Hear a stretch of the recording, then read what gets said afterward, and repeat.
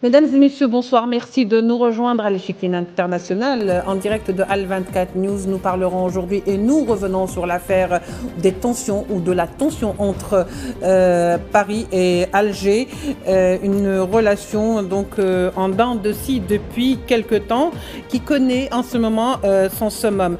Depuis l'arrestation abrupte du vice-consul de Créteil, s'en est suivi alors la décision des autorités algériennes d'expulser 12 agents diplomatiques français. Paris, bien sûr, répond et décide à son tour de l'expulsion de 12 agents diplomatiques algériens. Alger prend acte. Bien sûr, jamais les relations diplomatiques entre la France et l'Algérie n'ont été aussi mauvaises depuis 1962. Et le cheveu de Mouawiya est-il en train d'être rompu? D'autant plus que nous arrivons à un stade assez critique. Est-ce que nous sommes arrivés au point de non-retour? Quand je parle de nous, je parle des relations entre Alger et Paris. Tout de suite, les développements.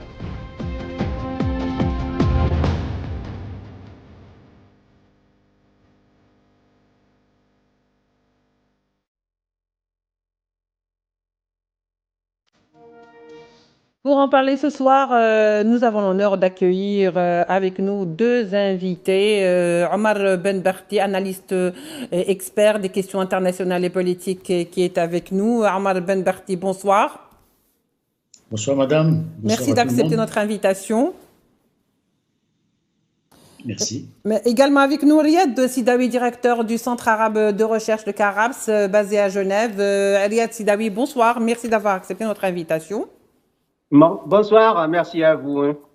Alors, on voit bien que les relations en dents de scie entre l'Algérie et la France connaissent un peu depuis 2 ou 3 jours leur summum, le paroxysme avec l'expulsion de part et d'autre de 12 agents diplomatiques, bien sûr après l'arrestation de la France du vice-consul algérien à Créteil. Bien sûr, l'Algérie a riposté bien sûr en demandant à 2 agents diplomatiques français de quitter le territoire algérien. La réponse de Paris ne s'est pas fait attendre par le traitement équivalent avec l'expulsion aujourd'hui de 12 Algériens de France. Je veux dire, où en est la situation selon vous, Riyad Sidawi, pour commencer, et comment peut-on qualifier, comment sommes-nous arrivés à ce stade de tension? Le président Abdelmajid Tebboune l'a dit une fois dans un entretien, nous on ne va pas aller chez eux. S'ils viennent, si eux veulent venir chez nous, qu'ils viennent. Alors, nous savons bien que la crise a atteint son apogée. Emmanuel Macron a profité de l'occasion de l'Aïd el-Fitr, puisque les musulmans, c'est une occasion, je pense, ces orientalistes islamologues l'ont bien expliqué, c'est une occasion de réconciliation. On accepte toujours de parler avec ceux qu'on n'a pas acceptés avant. Et la réconciliation s'est déclenchée, le processus de la réconciliation s'est déclenché. Oui. Le ministre de l'Intérieur vient d'arrêter d'une manière aussi policière, agressive et d'une violation totale des accords de Vienne, des accords consulaires de Vienne, le vice-consul algérien. Alors, le processus de la réconciliation, tout est tombé. Pourquoi? Parce que c'est une violation totale, c'est une insulte à l'égard de l'Algérie. L'Algérie qui, dans sa diplomatie étrangère, est fondée sur les valeurs de novembre 1954, les valeurs révolutionnaires, évidemment, n'a pas accepté, comme n'importe quel État souverain du monde, n'accepte pas que un diplomate, son vice-consul, soit arrêté d'une manière agressive qui ne respecte pas même le côté humain, et en plus la violation flagrante des accords de Vienne, parce qu'il y a des canaux diplomatiques qui peuvent résoudre certains cas. Donc, évidemment, qu'est-ce qu'on attend de l'Algérie? L'Algérie va riposter. Un député français de la France insoumise l'a bien expliqué. Il a dit, mais qu'est-ce que vous attendez de l'Algérie si vous violez le droit international? Évidemment, l'Algérie a répliqué tout de suite l'expulsion de 12 fonctionnaires, diplomates. Selon le quotidien français Le Figaro, ils sont des agents secrets des agents de sécurité et des contre-espionnage et de la gendarmerie française. Donc, c'est l'agression, si vous voulez, vient de la France. Maintenant, est-ce qu'il y a une lutte de pouvoir au sein du gouvernement français? Ça veut dire, Retailleau, le ministre de l'Intérieur, n'a pas aimé cette tendance réconciliatrice d'Emmanuel Macron, donc il a voulu saboter ce processus, mais pourquoi pas, le résultat est là. Nous sommes dans le premier casier, ça veut dire la réconciliation n'est plus. Aujourd'hui, c'est une rupture claire, mais je répète, je souligne, et selon le droit international, c'est la France qui a violé les accords de Vienne. Très bien, Riyad Sidawi. Omar Ben Barti, alors, après l'appel téléphonique, bien sûr, entre Emmanuel Macron et le président algérien Abdelmadjid Tebboune, on avait quand même cet espoir de réconciliation, entre guillemets, parce que je n'aime pas trop ce mot, mais disons de rapprochement, en tous les cas d'une esquisse de réconciliation. Aujourd'hui, on semble être très loin de cela, grâce, entre guillemets encore, et avec beaucoup de second degré, grâce bien sûr aux efforts du ministre de l'Intérieur, Retailleau, qui a tout fait pour s'aborder une deuxième fois, pour ne pas dire une énième fois, tous les efforts de réconciliation. Que cherche finalement Retailleau? Écoutez, vous avez bien fait de dire que vous n'aimez pas le mot réconciliation, et je partage avec vous cette vision des choses. Il n'y a pas lieu de se réconcilier lorsque vous voyez qu'en face, le bateau est ivre, c'est-à-dire qu'il n'y a personne pratiquement qui semble diriger la barque française. C'est un ministre de l'Intérieur qui dépasse totalement les bornes de ses compétences et qui développe des attitudes tout à fait néfastes pour le bien-être d'un pays comme la France, qui nous avait habitués à autre chose. Et puis vous avez face à cela un président de la République qui est amorphe, qui ne dit rien, et un ministre des Affaires étrangères qui ne fait que annoncer d'une manière bête et méchante les propos de son ministre de l'Intérieur, ce qui est tout à fait regrettable. Mais au-delà de cette situation conjoncturelle, lorsque on voit deux pays qui sont condamnés par ce que j'appelle la dictature de la géographie, c'est-à-dire deux pays qui sont séparés uniquement par un grand lac qui s'appelle la mer Méditerranée. Donc ces pays-là sont condamnés, malgré les vicissitudes de l'histoire, malgré la colonisation, malgré les guerres d'Algérie qui se sont poursuivies, ils sont condamnés à s'entendre, d'autant qu'il y a presque plus même de 5 millions d'Algériens ou de Français d'origine algérienne qui sévissent ou qui vivent en France. Donc à partir de ce moment-là, je pense que cette attitude presque infantile que l'on constate de la part de M. Retailleau, qui lui ne poursuit rien d'autre qu'une campagne électorale, on voit bien que le gars il est complètement dépassé, et les agissements qui sont les siens sont des agissements puérils, parce qu'on n'arrête pas comme ça délibérément un agent consulaire dans la rue pour une affaire abracadabrante d'une espèce de voyou qui s'appelle Amir Boukhors et qui devient un petit indicateur de la police française. On ne voit pas très bien de quelle manière des relations peuvent être affectées par les attitudes de ces petits délinquants hors de propos. L'Algérie, d'ailleurs, a bien fait de traiter dans son communiqué officiel au ministère des Affaires étrangères cet individu de voyou, parce que ce n'est rien d'autre que ça.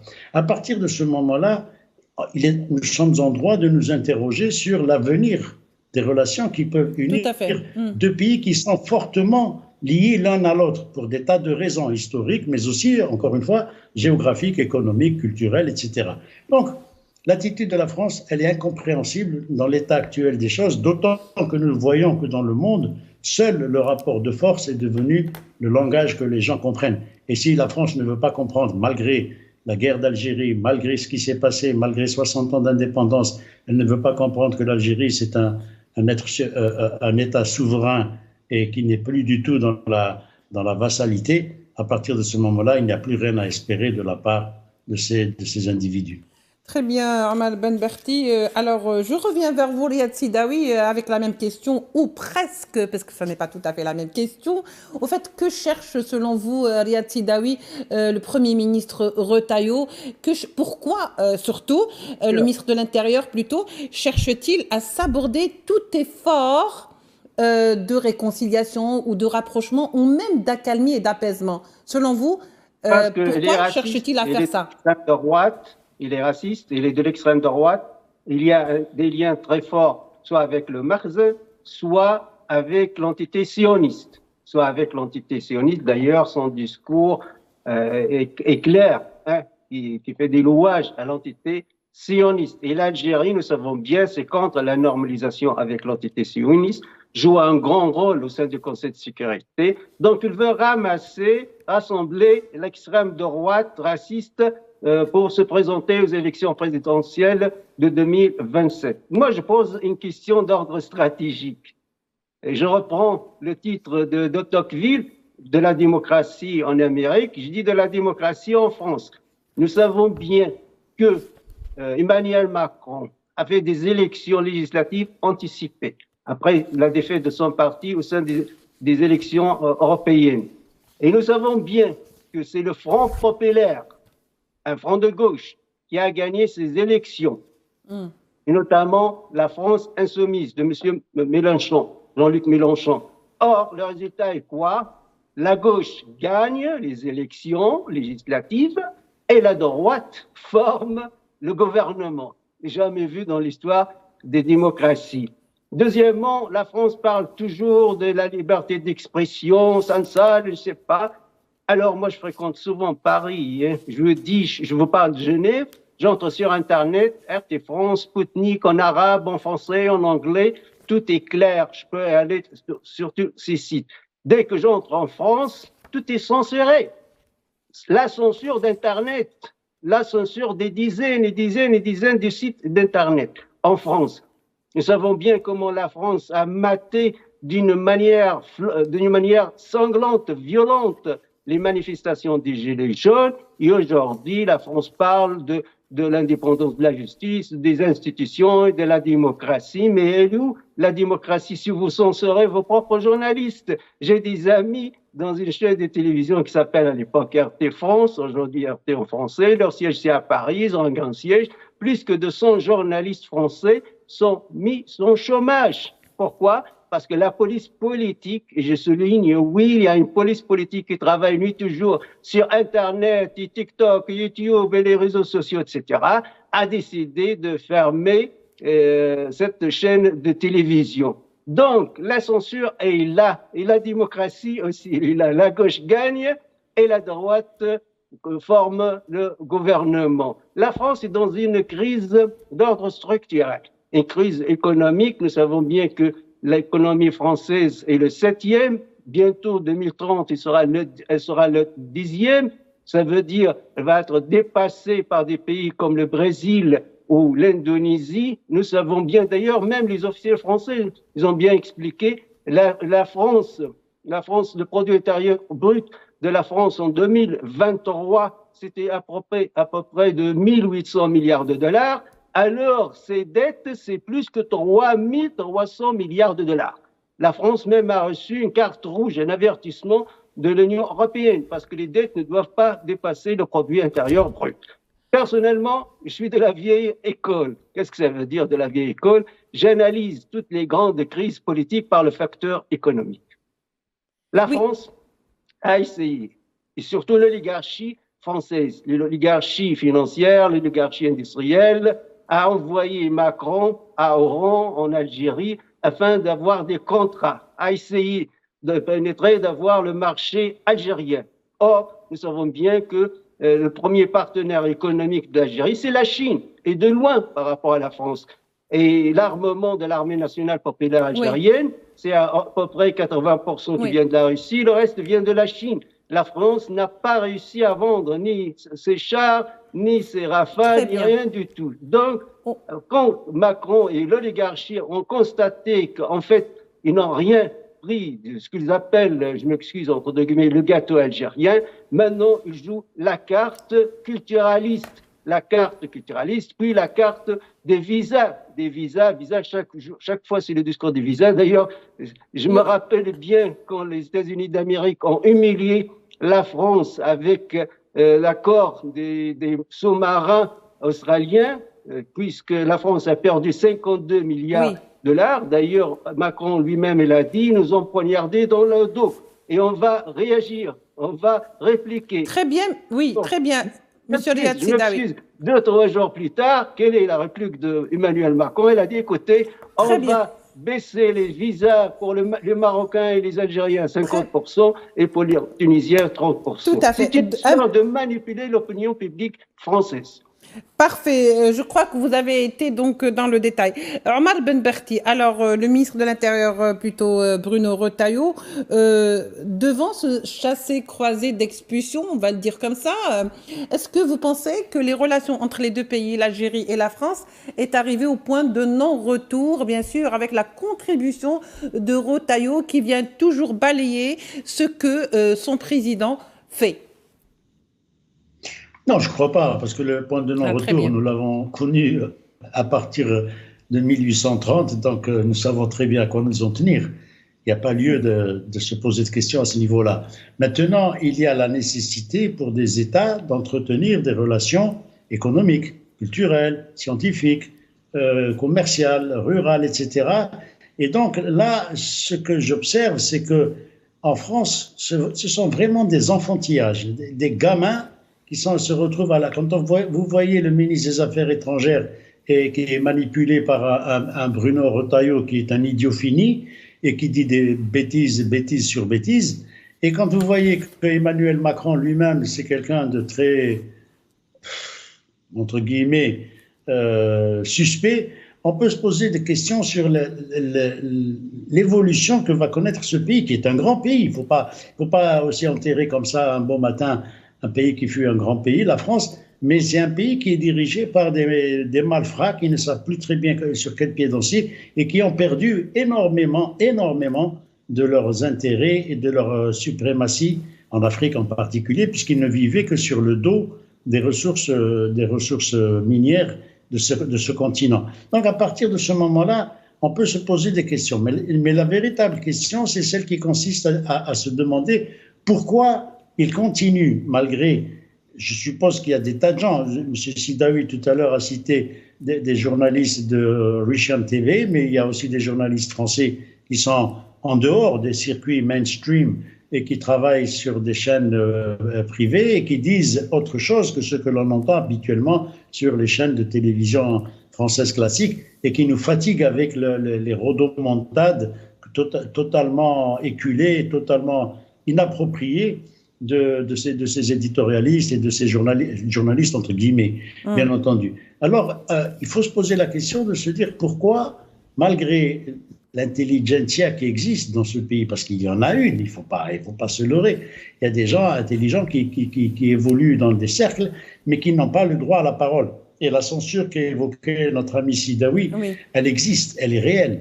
En vérité, il n'y a pas pire démocratie, entre guillemets, que la démocratie française, qui est devenue une véritable dictature, puisque maintenant, il suffit que vous disiez quelque chose qui n'aille pas dans le sens d'Elisabeth Borne que vous montrez à la télé ou des membres de ce gouvernement fantoche auquel nous assistons, et vous êtes automatiquement viré, vous ne passez plus sur les médias mainstream. Heureusement qu'il existe les réseaux sociaux, et heureusement qu'il y a des relations internationales qui remettent en place.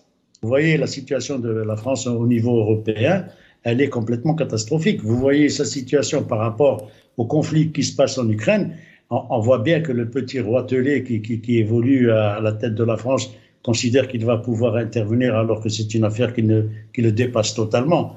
Il ne pèse absolument rien dans l'échiquier des relations internationales et en particulier de celles qu'il peut avoir avec un pays qui s'appelle la Fédération de Russie. Donc, là, il y a vraiment des questions à se poser et je pense que l'Algérie agit de manière tout à fait responsable et elle est en train de remettre en place ces gens, mais ces gens-là, il n'y a pas pire sourd que celui qui ne veut pas entendre. Ces gens-là ne veulent rien entendre. Apparemment, il y a surtout une partie de la classe politique française, l'extrême droite, qui a pris le pouvoir, donc qui ne veut absolument rien entendre. Et lorsqu'il y a quand même qui veut prendre le pouvoir, parce que ça semble beaucoup plus être, ça s'apparente à une sorte de carte de campagne. L'Algérie est devenue une carte de campagne pour Rotaillot qui y aurait donc beaucoup d'ambition et qui nourrit beaucoup d'ambition pour les présidentielles. Riyad Sidawi, donc je vous demanderai d'être bref, comme ça on pourra un petit peu en profiter de vos réponses. Est-ce que vous pensez que la France a tout à perdre en conservant ou en rompant ses relations avec l'Algérie? En rampant, évidemment. D'ailleurs, si vous avez remarqué le discours d'Emmanuel Macron, ou le ministre des Affaires étrangères, nous voulons relancer le dialogue avec l'Algérie, notre amitié, ce n'est pas si simple de rompre, etc. Mais pourquoi? C'est toujours le facteur économique. Parce que qui a besoin de qui? Est-ce que c'est l'Algérie qui a besoin de la France? Est-ce qu'elle a besoin du blé français? L'Algérie l'achète aujourd'hui en Russie, je pense.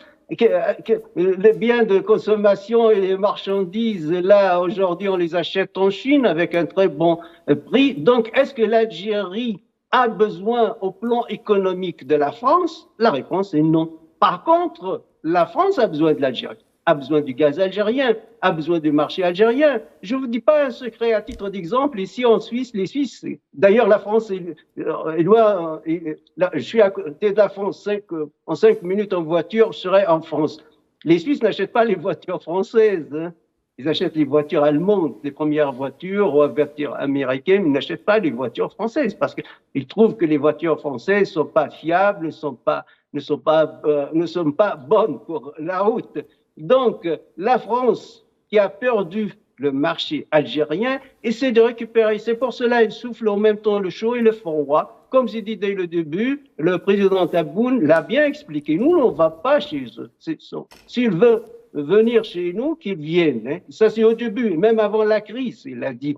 Alors, c'est pour cette raison, Emmanuel Macron, après le téléphone, a téléphoné au président Abdelmadjid Tebboune en exploitant l'occasion religieuse de Eid el-Fitr afin de toujours l'espoir. Parce qu'aussi Macron, derrière Macron, c'est l'oligarchie française, l'oligarchie industrielle, financière, qui veulent une part du marché algérien, hein, et qui veulent une part du marché algérien. Et c'est pour cette raison, il y a toujours une confusion, hein. Ils ne veulent pas s'exprimer correctement. C'est le facteur économique qui nous pousse à venir chez vous. Alors, ils parlent toujours des facteurs culturalistes, démocratie, liberté d'expression, etc. Et nous savons bien dans les faits que ça, c'est fou. Très bien. Je crois que je vais terminer avec vous, Omar Ben Berti. Hein. C'est un petit peu comme ça, c'est le timing qui le veut. Au fait, bien sûr, le ministre des Affaires étrangères français plaide pour le dialogue avec tout ce qui se passe. Est-ce que vous pensez qu'il y a encore une place pour le dialogue? Est-ce qu'il est toujours possible? Vous savez, l'Algérie est un farouche partisan du dialogue.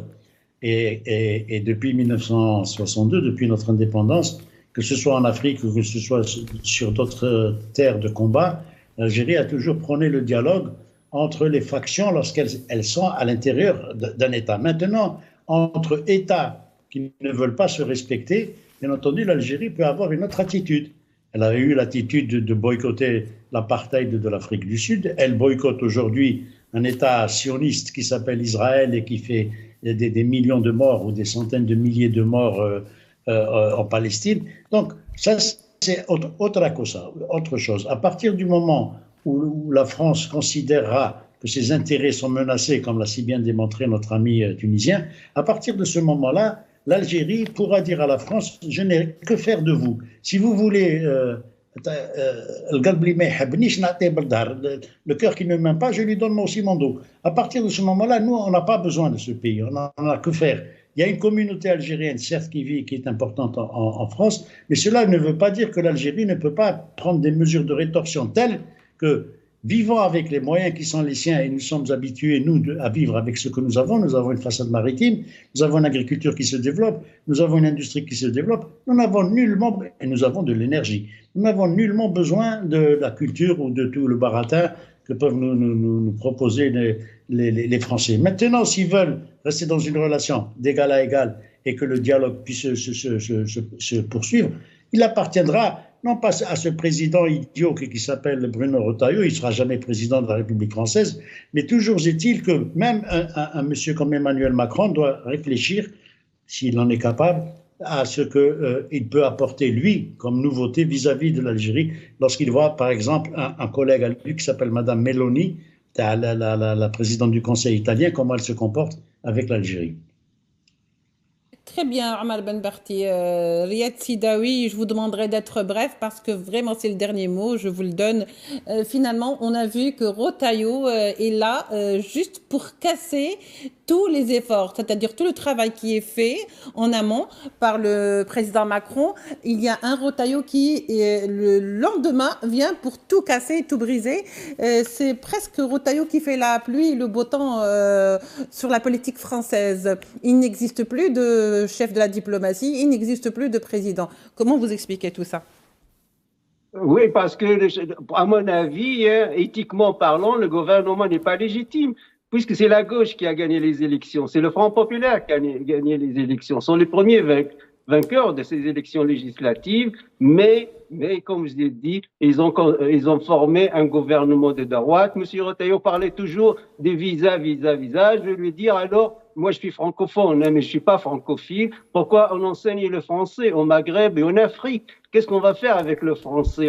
On étudie le français. Merci. Finalement pour être interdit d'aller à un pays qui est la France afin de parler cette langue. Parce que si on enseigne l'anglais, évidemment, ni les Algériens, ni les Tunisiens, ni les Marocains vont penser à aller à Paris. Ils vont peut-être aller à Londres, d'autres pays anglophones, ou le monde entier qui parle anglais. Donc aussi, visa contre la langue française si vous voulez aller loin dans ce conflit. Merci beaucoup, monsieur Riyad Sidawi. Je fais toujours ça, mes invités vers la fin. J'ai l'impression de leur faire la pression, mais c'est comme ça, parce que de toute façon, le temps tire à sa fin.